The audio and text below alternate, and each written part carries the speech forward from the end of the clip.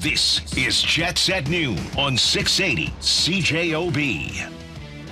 And good afternoon and welcome. Kelly Moore joined by Noah Fuchs today and tomorrow for Free for All Friday. Coming to you live from the Boston Pizza studio for gourmet pizza and pasta. Bring the team to Boston Pizza, and as we always do, it's a VIP gift certificate from Wash Method Car Wash at 690 St. Anne's Road.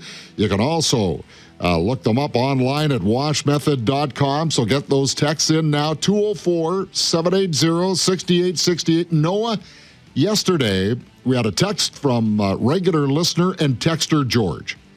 And he said, you know what, boys? I'm wondering if you could be able to put the names of the participants for the Winnipeg Jets training camp and the possibilities of who actually might be staying. Also, stats of any other players in other leagues that we have as prospects. So, you know what? George spoke, and we listened. Yeah, I've compiled a list of some players to watch, I believe. So we can go over it for George. Absolutely, yeah. And anytime that you have, suggestions for what you want to hear, bring them on, 204-780-6868, and we'll certainly do our best to accommodate that. So I don't think George and anybody else who has a question mark about who's going to be at Jets training camp needs to worry about the veterans. But maybe let's focus at least at the start. If there are other questions about veterans, we could certainly answer them. But let's start maybe with some of the guys who are just coming up through the ranks, through junior now, and are ready to embark on their professional careers, most likely with the Manitoba Moose, but you never say never. Yeah, and I did compile some players that were on the Moose as well here, like Braden Yager. I think he has a great possibility of making this team. I think he'll certainly challenge, won't he? Yeah, he should have an opportunity. I mean, he's been bubbling under the surface there for a couple of years. 14th overall in 2023. Now, he wasn't drafted by the Jets. He was traded for Rutger McGorty there. Last season with the Moose, the Saskatoon boy had 10 goals and 20 assists in 68 games. Now, I don't put too much stock into how many points a lot of these guys on the Moose had because the system they play, I think it's a lot of defense-oriented, right? Yeah. You saw Lambert maybe not put up too many points in the AHL and then come up and have a little bit of success in the NHL when it comes to point production. So Braden Yager is the first name I want to highlight for Jets fans coming into this camp. I think this is his time to really, like you said, challenge for a spot. We'll see if he gets it. There's pressure on the Saskatoon boy there. Brad Lambert, I was just going to say, just a further thought, too, on Braden Yager, Noah. I didn't see the games on the road in Grand Rapids, but I did cover the Moose for the 4 playoff games that they had at Canada Life Center. I guess it was 5 because they played 3 against Milwaukee and then the first 2 against Grand Rapids. And certainly in the Milwaukee series, Braden Yager was front and center in making critical plays at times because there wasn't much offense in that series, and he certainly left his mark in that first round. So while I agree with you, you look at what the player's overall game is as they develop, but he came up big for the Manitoba Moose in the playoffs. So I don't think that hurt him at all. And then that last little cup of coffee that he had with the Winnipeg Jets at the end of the year, I still remember Scott Arniel talking about the baptism under fire, having to go head-to-head against Jack Eichel and Tomas Hertl and, the rest of that crew in Vegas. Yeah, worth noting there are 3 games in the NHL for the Jets last year. 0 points, but that's just a quick sample size. We're not going to judge too much on that, but I'm high on Braden Yager, and I think some fans might have forgotten a little bit about him. He's not as shiny of a toy as he once was as far as prospects go, but I do think he's still a legitimate top-tier prospect in my eyes, and I think Jets fans should value him perhaps a little bit more. And most importantly, I think in the Winnipeg Jets organization's eyes, they view him as a top prospect as well. That we can move on to Lambert here, also for the Moose last year, 30th overall in 2022, 6 goals, 7 assists in 34 games with the Moose. Came up, played with the Jets, 3 goals and 3 assists in 25 games. He had moments where he had a little flash in the pan, I thought, with the Jets, and maybe a little bit more motivation with the big club as opposed to the AHL. But again, the Moose played a little bit more of a defensive structure that I don't think necessarily highlights players' offensive abilities all the time. I didn't. I saw Brad Lambert, obviously, with the Winnipeg Jets when he came up. I remember that goal that he scored in Pittsburgh from long range. And, and it was, I'm trying to remember which game it was. where he made that outside drive to the net. And if he could just bottle that up and bring that consistently, I honestly think that he would enhance his opportunities greatly to get more of a look at the Winnipeg Jets. But it's going to be a real critical camp, I think, for him. Yeah, and I remember you talking about that on the post game. It is escaping me which game that was, too. Yeah, but he did drive the net there, and he looked impressive. And like I said, he's had flashes in the pan, and I liked him in junior. It's just the transition to the program has been a little bit of a challenge, I'd say, for Lambert. I think everyone can agree with that. Nikita Chibrikov, 50th overall, 2021, 6 goals, 10 assists in 53 games with the Moose last year. Yeah, slow down. Slow down. People are tabulating this. So 6 goals, 10 assists in 53 games with the Moose, 11 games in the NHL, 0 points. Yeah. And just in terms of with Nikita Chibrikov, the one thing that stands out for me, Noah, in the amount of playing time that he had was penalties at inopportune times. There's never an opportune time to take a penalty, but it just seemed like there was a bit of a frequency happening there with Nikita. Now, he does play a bit of a sandpaper style, even though he is an undersized forward. So you don't ever want to take that away from him. But I think also, the part of his game that he's going to have to develop, if that's what he sees as his path to the National Hockey League, he's going to have to work at not having that stick up because there were a lot of high-sticking minors that he took. Correct. And I guess at this point, I mean, he was 2021. Do we still consider him a prospect, or what do you think, Kelly? At what point do we toe the line? Well, and again, for Nikita Chibrikov, he's no longer waiver exempt. So if he does not make the team this year, and I think he's going to be in tough. Now, part of it was trying to come back from that severe knee injury the year before. That did not help him at all. We certainly want to, I think, leave an open book on what he may or may not be able to accomplish in this training camp. But I don't think he's starting in a lead position. I think he's starting from the middle or even the back of the bus to try to work his way in the mind of the coaching staff. So there's a few names. We always make precedence on listener engagement here on the show. Corey says Jagr would be a great second-line center. Mm-hmm. Fast, high percentage of face-off wins. I did not see that statistic in the American Hockey League. Against Milwaukee and Grand Rapids in the playoffs, I don't remember him dominating or being dominated at that particular level, but I know the brief amount of time that he spent with the National Hockey League, and again, he was up against some pretty tough setters.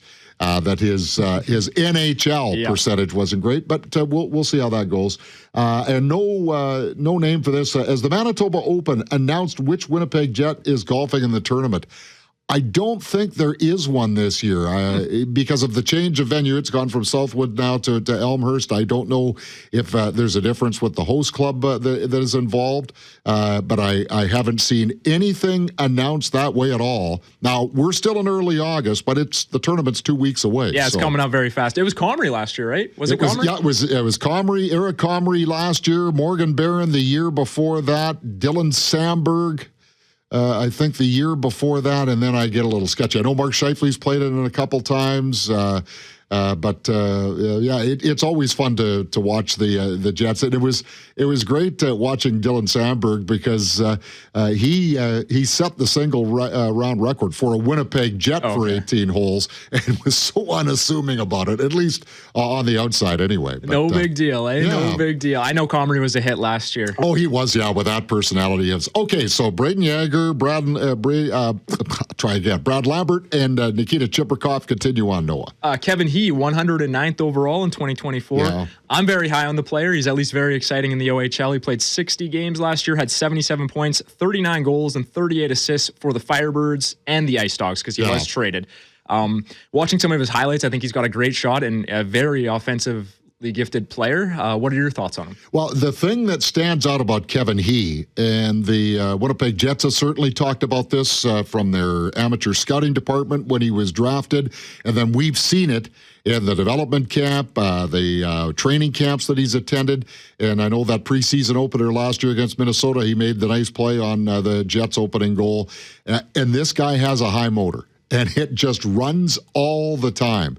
And I think you would probably project him optimally as a third-line forward, but probably at the start of his career, he's going to have to wedge his way into the lineup on fourth-line duty.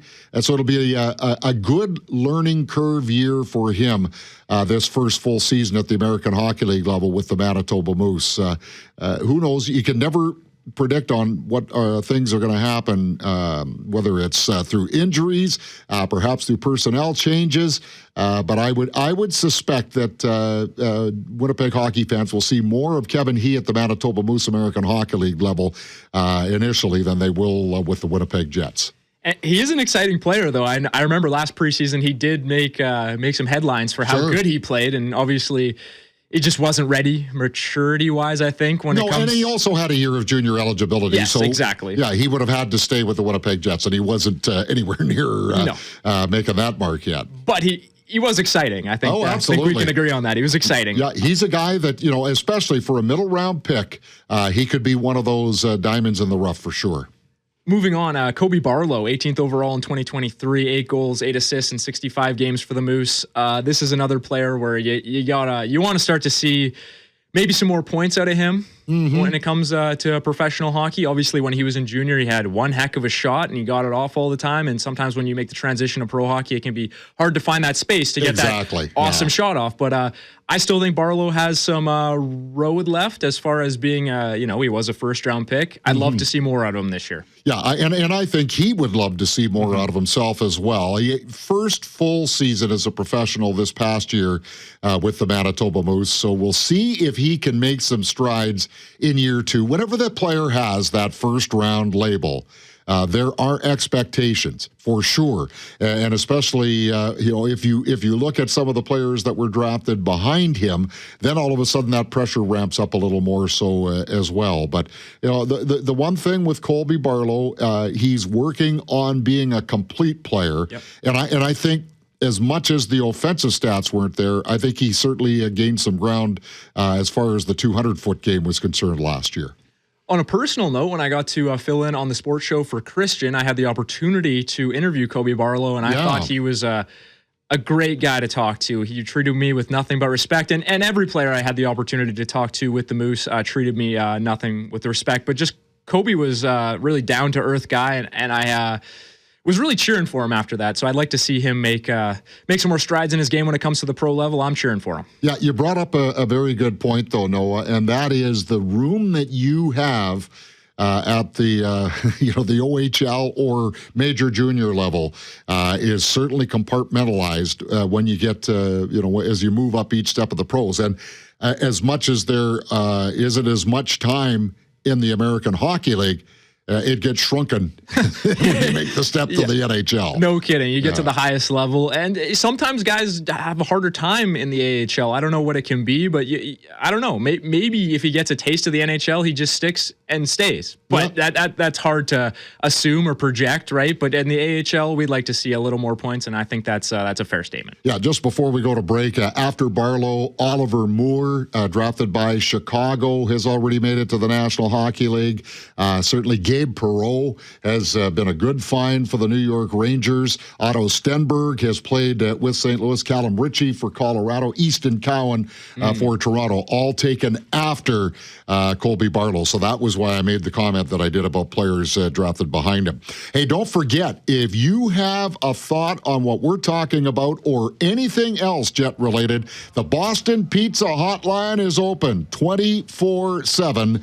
At 204-780-6800. And tomorrow on Free For All Friday, we are going to be selecting our BP Hotline Call of the Week. I have a good one that I'm holding on to. It's a great story. And can't wait for that. Oh, yeah. Well, you're going to judge on who wins the BP Hotline Call of the Week, Noah, tomorrow. Come in for lunch every weekday to Boston Pizza. Get yourself a delicious main, a side, and an ice cold drink for only $15. Now, the Hotline Call of the Week gets a $50 Boston Pizza gift certificate. So that's 3 of those weekday lunches if you want. Only at BP. Kelly Moore and Noah Fuchs with you here on Jets at Noon. Just before we go to break, no name for this texter, but asking about when you guys are reviewing prospects, could you speak to the size of the prospect as well? I haven't heard any of our prospects on defense yet. From Dave. Dave, we still have another half hour of the show, and we'll certainly talk about some of the guys on the blue line. But just to your point, Braden Yager, 6 feet, 170. Kevin He, 6 feet, 180 pounds. Colby Barlow is 6'1", about 195 pounds. So a lot of players in the mid-range. One of the players that you certainly have to reach up to with the microphone is Kieran Walton, and we'll talk about him as we continue with our look at some of the young guys that are going to be coming to training camp bright-eyed and bushy-tailed here on Jets at Noon. It is the Thursday, August 6th edition of Jets at Noon. I'm Kelly Moore. He is Noah Fuchs, who will also join us for tomorrow for a free-for-all Friday. We're in the Boston Pizza studio for gourmet pizza and pasta. Bring the team to Boston Pizza. We're going to select our wash method car wash text of the day momentarily, but Bruce asked Noah on our text line at 204-780-6868. Hey, fellas, any word on when training camp dates begin? And are they open to the public? They've always been open to the public as far as I can remember at the Hockey for All Center. And with the fact that the Jets are going to open their 4-game preseason schedule on Saturday, September the 19th, then I would suspect that probably Wednesday the 16th for medicals, 17th, September 17th, the Thursday, on ice, and then you'd have a second workout on the Friday, the 18th, before you plowed into the preseason. I would think it would be right around there, but once we have it official, we'll certainly pass that along to you. I do know the prospects are playing in that tournament in Gatineau, Quebec on the 12th and the 13th. They usually get home, and then main camp starts shortly after. So that week in around the 15th, 16th, you can pretty much bet on training camp starting. And Kelly, as someone who's covered training camp so many times in your great career, do you have a favorite part of just the atmosphere and just maybe the nerves you have from some of the guys on the line? Yeah, I spend more time watching the younger guys as opposed to the veterans because, the veterans, they're just using it to get themselves, and I don't want to even say in shape, just to get a little bit of the timing going and whatnot. But for the young guys, it's important. For the bubble guys, it is big. And there's even less of a window now to impress because you only have 4 preseason games. And if the vets need 2 of those games to get ready, that doesn't leave a whole lot of opportunity. So, Bruce, I hope we've helped you a little bit there. Bruce also asked about captain skates. Are they open to the public? That I don't know because they don't publicize those. We will get tipped off from time to time. The only thing I would tell you, Bruce, is probably, I'm thinking right after Labor Day, you might want to, if you have the opportunity, take a trip out to the Hockey for All Center. Usually it's in the late morning / early afternoon that they have those kind of skates. So I'll leave that with you. But we don't get anything from the hockey club because until training camp actually starts, it's not sanctioned by the hockey team. I hear you, Bruce. I'm hungry for hockey, too. I believe 57 days until the regular season starts or somewhere around there. If you say so, that's good by me. Just before we get into more of your scouting report, Noah, we're going to select our Text O the Day for Wash Method Car Wash at 690 St. Anne's Road. And, of course, you can always get in touch with them or find out about their great services at washmethod.com online. And this is for a Wash Method VIP gift certificate. Pat says, hey, guys, do you see any up-and-coming player willing and able to drop the mitts, or should the Jets go and get one? Sorry, Pat, I just can't use the we because I'm not part of the Jets. I get it from a fan perspective. You're all in, so you're allowed to say we, but that's why I'm not quoting you verbatim here. I still believe Lowry cannot be the team's only protector. Thoughts on that, Pat? Tyrell Bauer, who, by the way, is still a restricted free agent. RFA, exactly. Has been working out like crazy on his foot speed all offseason. And I would think that depending on what kind of a training camp Tyrell has, there's an opening there for the 7th and or 8th defenseman if that's what Scott Arnill and the coaching staff decide to go with rather than having 2 extra forwards. If you've ever been to a Moose game and Tyrell Bauer has dropped the gloves, you know he's more than capable of it from that aspect. You don't even need to go to the game. A lot of times on social media, Tyrell Bauer will be highlighted for how much of a heavyweight he is, and he takes on some of the heaviest guys in the AHL, and he's very exciting when it comes to the fight department. If you like that kind of thing, I know there's people that don't necessarily like fighting in hockey, but I do still think it brings something to the game, and it's diminishing year by year how much it affects the game. But you see in the Four Nations, even, I mean, sometimes it really brings a lot out of the lineup. I mean, that was crazy. We saw, what was it, almost 2 years ago now, I guess, when just all that hecticness went down. But that's Saturday the Kachuk brothers. Will go down in hockey lore. Oh my gosh. I remember being on the couch with my friends and just being like, I've never seen anything like this. This is insane. This is what the 70s or 80s must have been like for, I know it was Colton Parayko and JT Miller, Matthew Kachuk and Sam Bennett, or was it Brady and Sam Bennett? Yeah, it's such a blur. I know both Kachucks fought, JT Miller fought. And then it was, I'm trying to think of the player from Tampa Bay. Hagel. Yeah, Brandon Hagel, thank you. He held his own, too. Oh, yeah, they did. Canada did just fine in that game. The good old group chat, Kelly? The good old group chat on the American side getting that one going. Absolutely. Just before we get to your scouting report, Ken texted in late yesterday. Ross and I were talking about the 3rd and 4th lines for the Winnipeg Jets and who might push up to compete for those jobs. And Ken didn't like anything that we were selling. He says, as a matter of fact, you guys are delusional. Kevin Shoveldayoff has not fixed this team. If the Jets go into the season with the lineup you're suggesting, then the hockey club is doomed. As a season ticket holder, I'm deeply disappointed in the team's direction. So I texted back to Ken and I said, you know what? Always appreciate your input. But what I would like to know is what moves could be made that would satisfy you. So Ken did respond and said, trade Hellebuck and get Ryan McLeod, Jack Quinn, young Mert guy, I'm trying to remember his first name, the Buffalo first-round pick from 2025 out of Seattle, and Alex Lyons. If they could get that for Connor Hellebuck, I think that deal would have been made by now, Ken. But boy, I think you're reaching for the stars to get both Ryan McLeod and Jack Quinn and a top defensive prospect like. I'll have to look up Mertka's name while you're weighing in on that, Noah. Yeah, I mean, if you could, you should trade Connor Hellebuck for Connor McDavid. I mean, just some things aren't as possible. I don't know. I think the Jets' bottom 6 is fine. Could there be additions? Sure.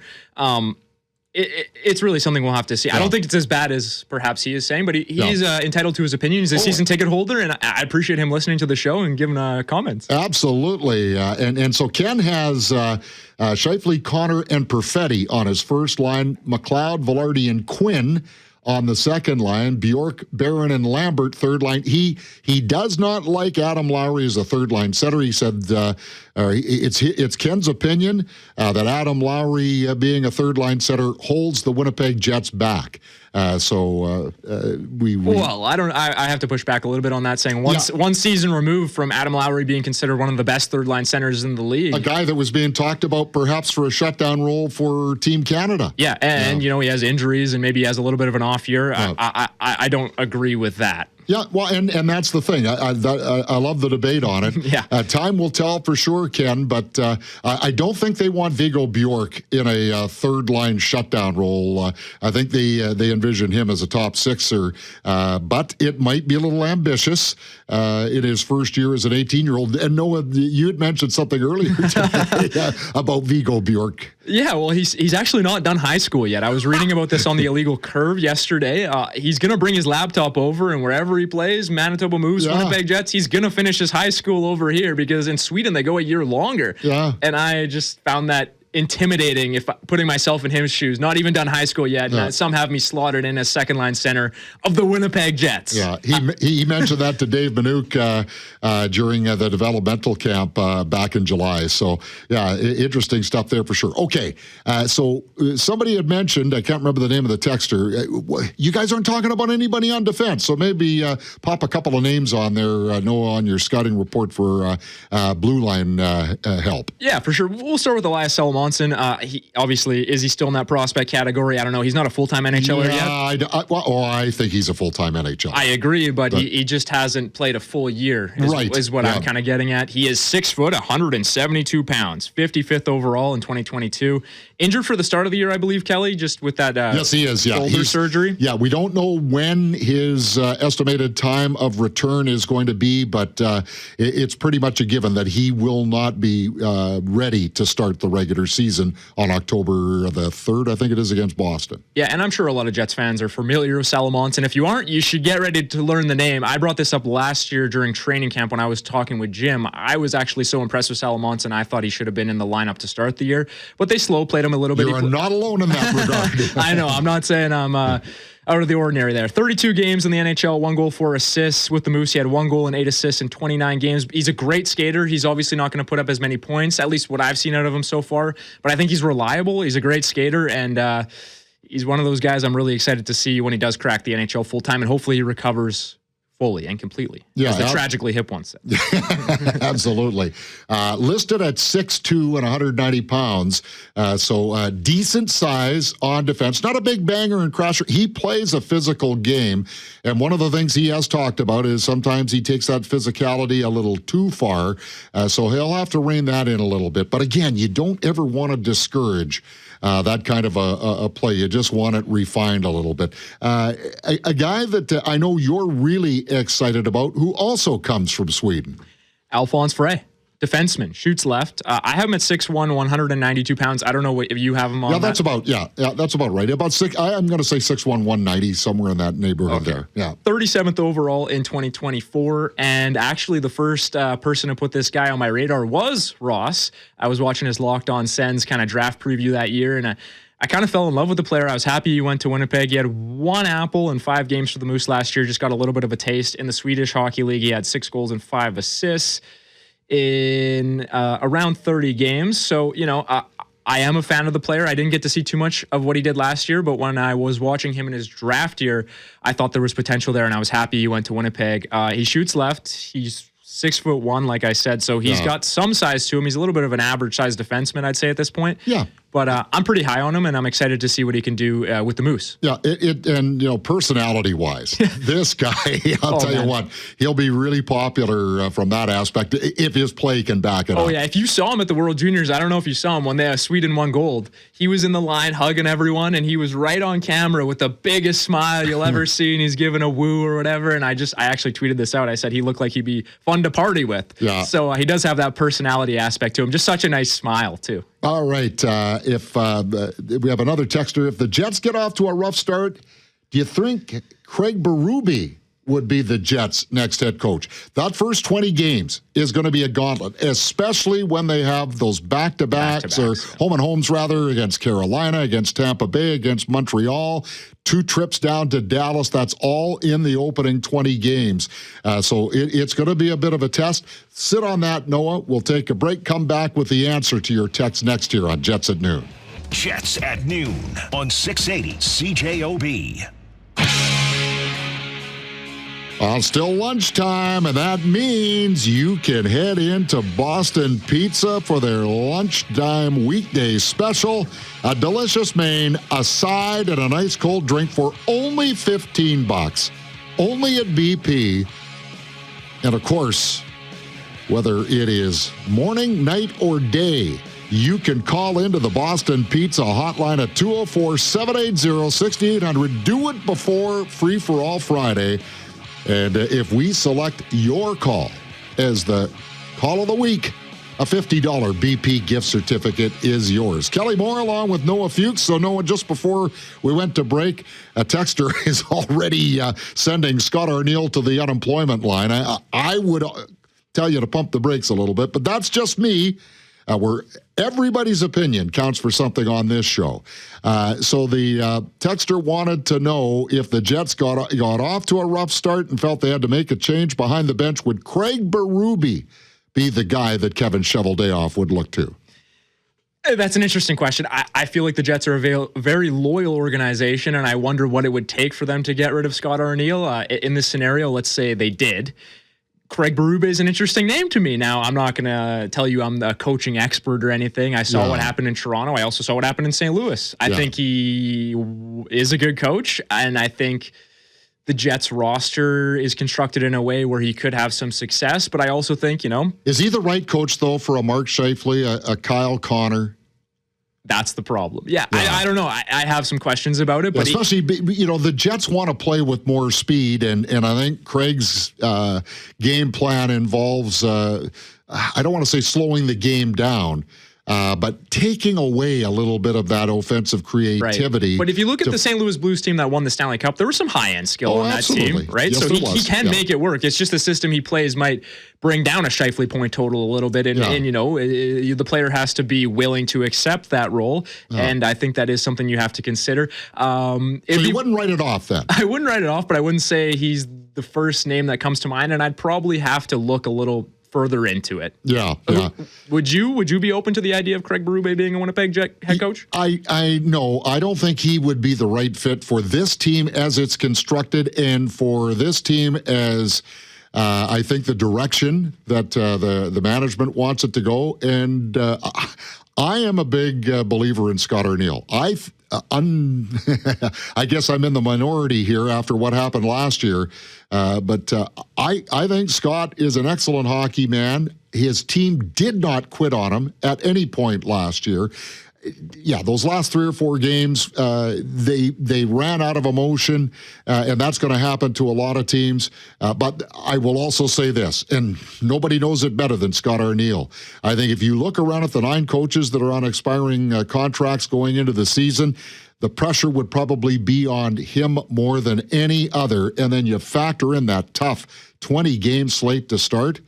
And certainly the early part of the season is going to tell a few tales. Well, you know what they say, if you want a good coach, I'll show you a good goalie, and vice versa there. The Jets didn't have their MVP goalie for a long period of time last year, and you take away any MVP from any team, you're going to be deflated. The team clearly was a little bit down losing Hellebuck. It'd be nice to have that MVP in the crease. But it started before Hellebuck got hurt, though. Yeah. You're right. I do think that was a factor, though, in the Jets having an off year. And it was certainly a factor in that 11-game losing streak. Yeah. There's no doubt about that. All of a sudden, you mentioned a coaching change, and wow. There's Gerard Gallant. There's John Tortorella. There's Chris Knobloch. Chris Knobloch would be interesting in how he goes about his coaching business.